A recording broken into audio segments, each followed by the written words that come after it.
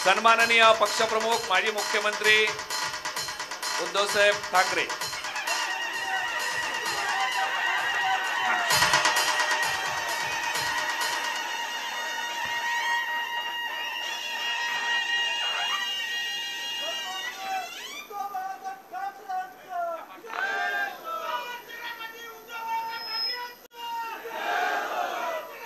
Railway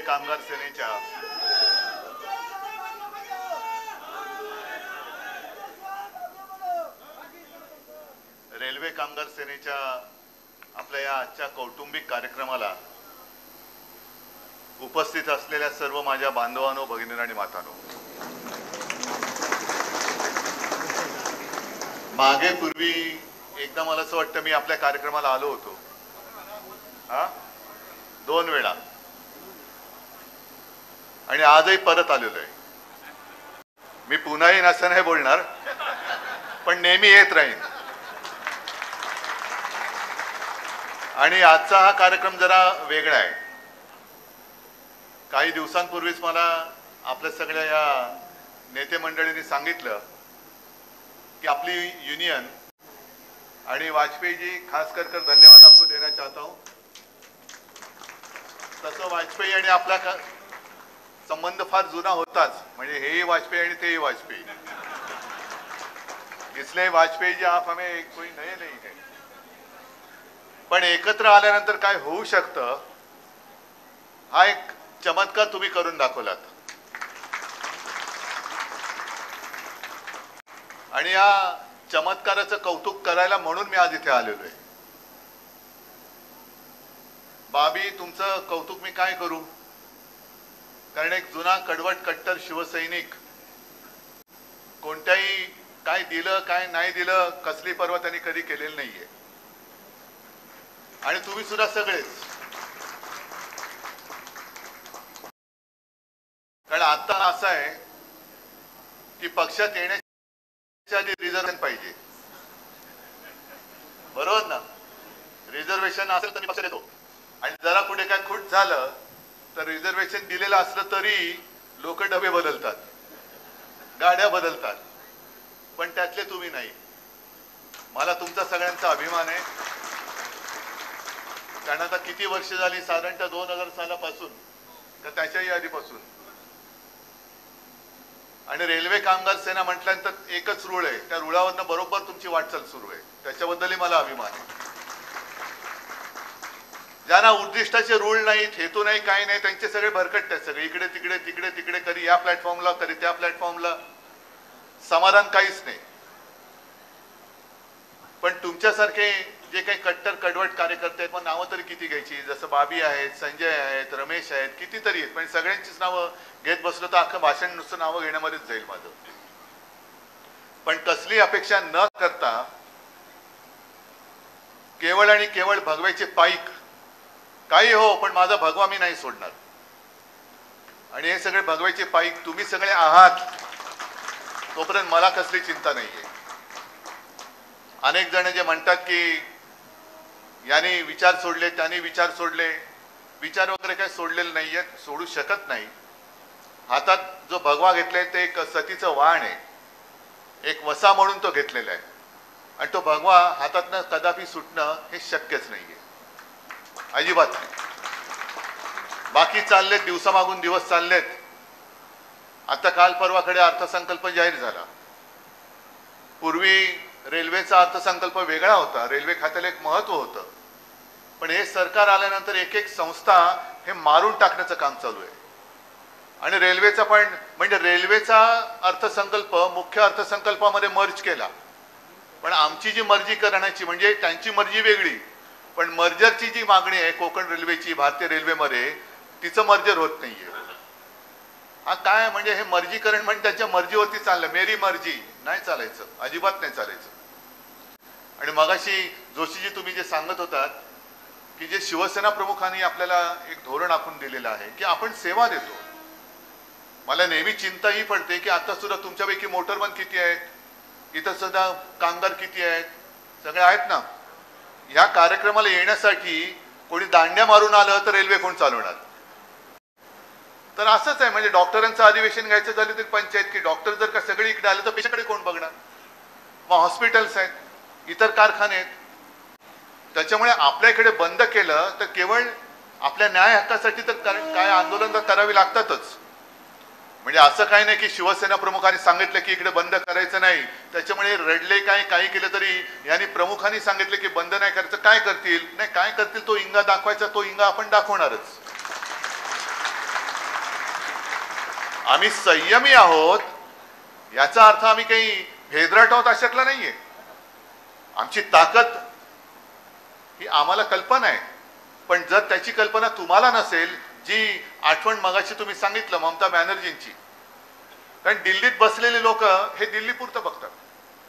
आता सुद्धा तो जो काय त्यांनी निर्णय घेतला, उफराटा निर्णय, की आपली ट्रेन ही गोरखपूरला वळवायची. ना गोरखपूरला दुसऱ्या कुठल्या ट्रेन न्यायचं त्याच्याबद्दल आमची ना नाहीये, पण आमची हक्काची कोकण रेल्वे ती जर का वळवून तिकडे नेणार असाल तर आम्ही मग पेटून उठणार, नाही तर काय करायचं? या तर गोष्टी कराव्या लागतील. बरं, देशात असं कुठे केलंय का की अहमदाबादची ट्रेन वळून कुठे पाटणाला नेले? सुरतची ट्रेन इकडनं सुरतेला जातात, त्या उलट त्या बंद केला पाहिजे तो मार्ग, कारण त्याचा वाईट अनुभव आम्हाला आलाय. म्हणजे गमतीत बोलतोय ना, तर उद्या हेडलाईन येईल सुरतच्या गाड्या बंद करा, तसं नाहीये. पण इतर ठिकाणच्या गाड्या सगळ्या व्यवस्थित ज्या भूमिपुत्राच्या हक्कासाठी म्हणून त्याच्या सोयी सुविधांसाठी केलेल्या ज्या काही जागा आहेत किंवा मार्ग आहेत, एक तर दुपदरीकरणाचं काम आता सुरू होतंय, कुठपर्यंत झालंय तिथपर्यंत तुम्हाला माहिती आहे.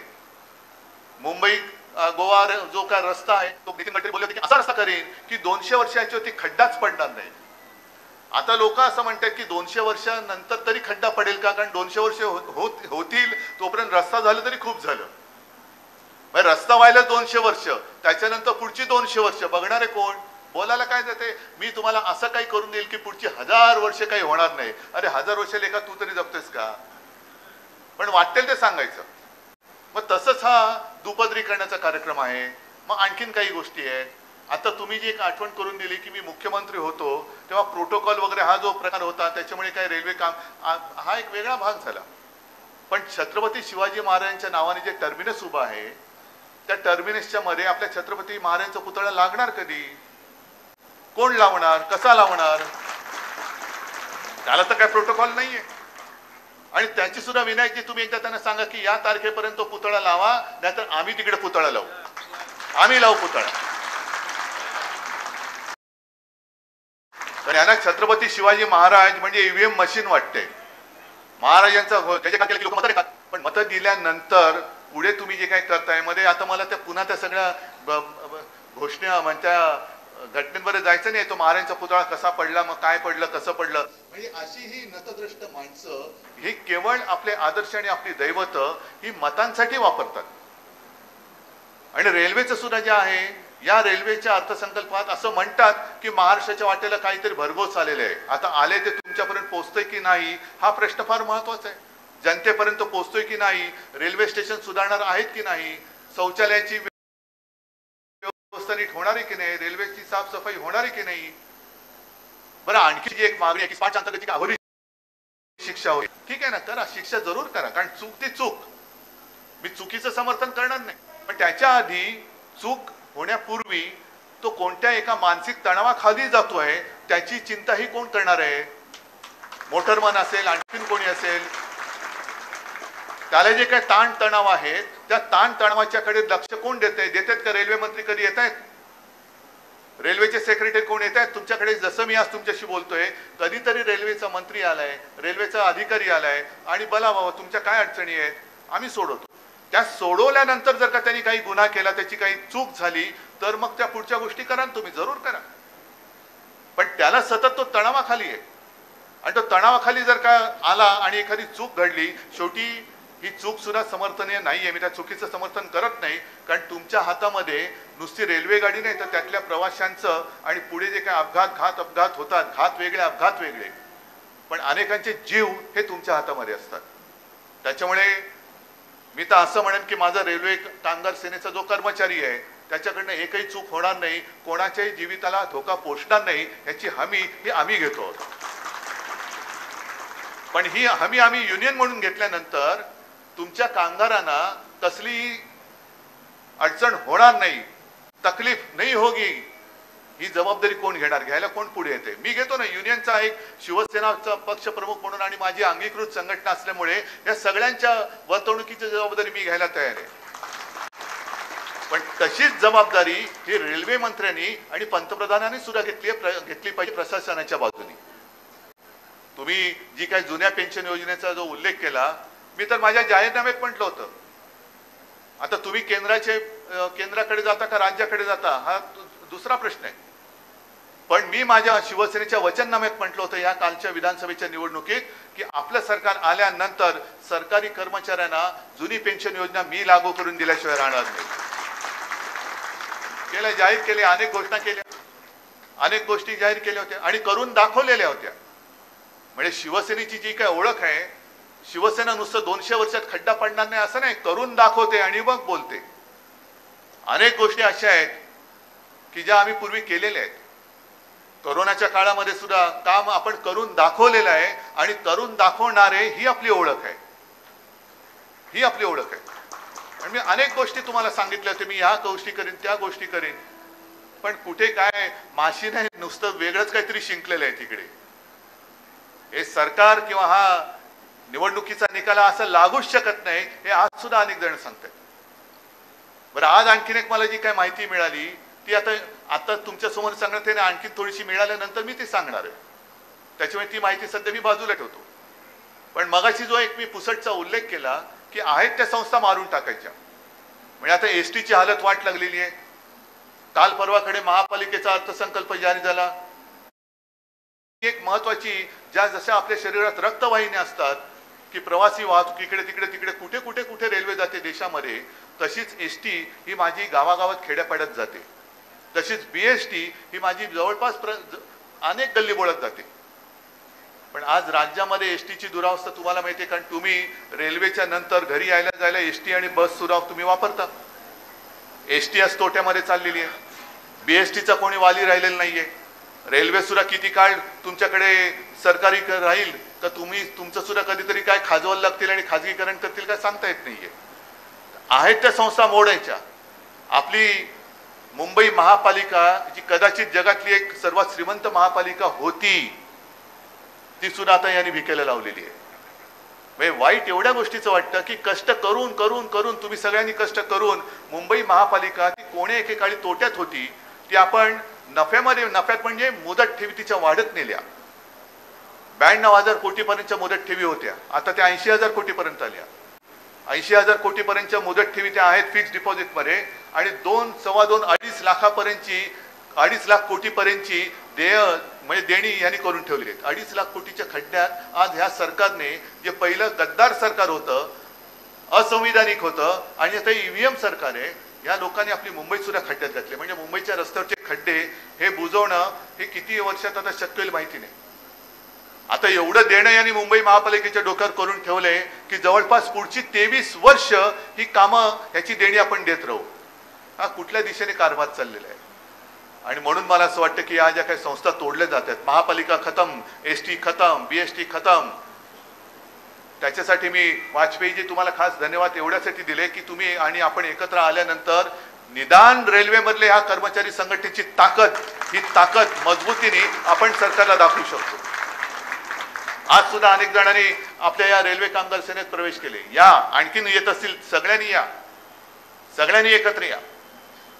कारण एका ठिकाणी निवडणुकीमध्ये मतं मिळवण्यासाठी बटेंगे तो कटेंगे ही घोषणा भाजपने दिली होती, पण इकडे मात्र युनियनमध्ये कशी फूट पाडायची, तोडफोड कशी करायची, म्हणजे तोडा फोडा आणि राज्य करा ही नीती हे आजचे राज्यकर्ते अवलंबत आहेत. आणि त्याला उत्तर देण्यासाठी आजचा जो सोहळा आहे, म्हणून मी मुद्दामून आलो की आपण एकत्र आल्यानंतर आपण तिकडे रेकग्नाइज झालो, ही आपली ताकद आणि ही आपलं तुमच्या सगळ्यांचं कर्तृत्व, याचा मला अभिमान आहे. याचा खरंच मला अभिमान आहे. म्हणून बाबी तुम्ही काय, संजय तुम्ही काय, सगळे जुने कट्टर शिवसैनिक, तुम्हाला असं काय मी मोकळं नाही सोडणार. तुमच्या सुद्धा कामाची आणि निष्ठेची दखल मी घेतलेली आहे, जरूर घेतलेली आहे, नक्की घेतले. आणि विशेष करून आजच्या या जगात मगाशी जे म्हटलं ना, जसं आपण पूर्वी म्हणजे मला असं वाटतं मनमोहन सिंग पंतप्रधान असतील तेव्हा शेतकऱ्यांचे मेळावे घेतले होते कर्जमुक्तीसाठी, देता की जाता. हल्ली एक झालेलं आहे की देता की जातो, द्या नाही तर चाललो. अरे जा बाबा, तुला सगळं देऊनही तू जात असशील तर तू आणि तुझं नशीब, जा कुठे जायचं तिकडे. पण तरी देखील तुमच्यासारखे शिवसैनिक ज्यांना मुळामध्ये शिवसेना कशासाठी स्थापन केली याची जाणीव असलेले शिवसैनिक जोपर्यंत शिवसेनेत आहे तोपर्यंत कोणी किती समोर आला तरी तो शिवसेना संपवू शकणार नाही, हा आत्मविश्वास मला आहे. हा आत्मविश्वास आहे. आजच्या सारखंच तुम्ही चांगले चांगले पराक्रम, मी पराक्रमच म्हणेन, करत राहाल ही अपेक्षा आहे. आशा, नुसती आशा नव्हे तर खात्री आहे. आणि एकदा तुम्ही एकत्र आल्यानंतर त्याचं काय होतं, काय आपल्याला मिळतं हे दाखवल्यानंतर मला खात्री आहे की देशातला प्रत्येक रेल्वेमधला, प्रत्येक युनियनमधला कर्मचारी हा आपल्या युतीमध्ये आल्याशिवाय राहणार नाही. आणि त्यांना पण कळेल की अरे बस, सत्ता असो वा नसो हे आपल्यासाठी लढतात आणि आपल्याला न्याय मिळवून देत आहेत. त्याच्यामुळे न्याय हक्कासाठी निर्माण केलेली शिवसेना आहे. शिवसेना आणि संघर्ष हे नातं विचित्र जरी असलं तरी त्या नात्याशिवाय शिवसेना आणि शिवसैनिक असूच शकत नाही. आणि तो संघर्ष तुम्ही करता आहात, तुमचा मला अभिमान वाटतोय.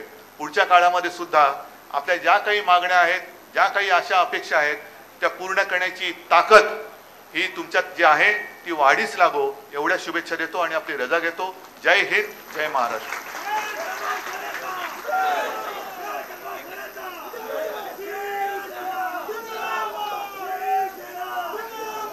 साहेब, या निवडणुकीमध्ये CRMSच्या बरोबर आपण जी अहोरात्र मेहनत घेतली त्या निमित्ताने ज्या कार्यकर्त्यांनी मेहनत घेतली त्या कार्यकर्त्याचा सत्कार आपल्या सन्माननीय यांच्या व्हायला पाहिजे. मी सर्वप्रथम बोलतो श्री अमोघ